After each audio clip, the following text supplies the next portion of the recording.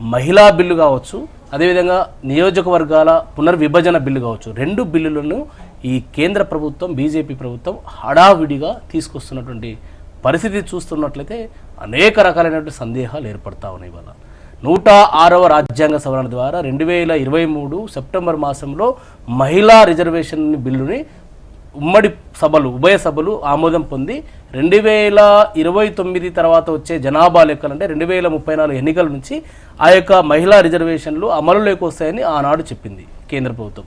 ఎన్నికలు అయిపోయినాయి అంటే ఆ రోజు ఎన్నికల కోసం బిల్లు తెచ్చారు. తర్వాత ఇప్పుడు అడావుడిన 2029 ఎన్నికల కోసం బీజేపీకి ఏ రకమైనటువంటి కార్యక్రమాలు లేవు. అన్నీ అయిపోయినాయి. ఆ గుడి అని రాములవారి గుడి అని, ఇక పాకిస్తాన్ యుద్ధం అని, కాశ్మీర్ అని అన్నీ 370 అని అన్నీ అయిపోయినాయి. ఇది ఒక కొత్త పంతకం. ఏదైనప్పుడు మహిళలకు రిజర్వేషన్ రావాలి. నేను ఏమన్నా తప్పట్లేదు, సంతోషిస్తున్నాం, స్వాగతిస్తూ ఉన్నాం. కానీ ఈరోజు ఏ పరిస్థితుల్లో తీసుకొస్తా ఉన్నారు? 2023లో పాస్ అయినటువంటి బిల్లు 30 మాసాలుగా పెండింగ్ పెట్టి పడావు పెట్టి మరి ఈరోజు హడావుడిన రాత్రికి ఎందుకు మోడీ గారికి కలవడిందో అర్థం కావడం లేదు. నియోజకవర్గాల పునర్విభజనకు సంబంధించి కూడా ఈ దేశంలో ఇప్పటి వరకు 4 సార్ల పునర్విభజన జరిగింది. 1961లో జరిగింది, 71లో జరిగింది, 73లో జరిగింది, అదేవిధంగా 63లో జరిగింది, 73లో జరిగింది, 2002లో జరిగింది.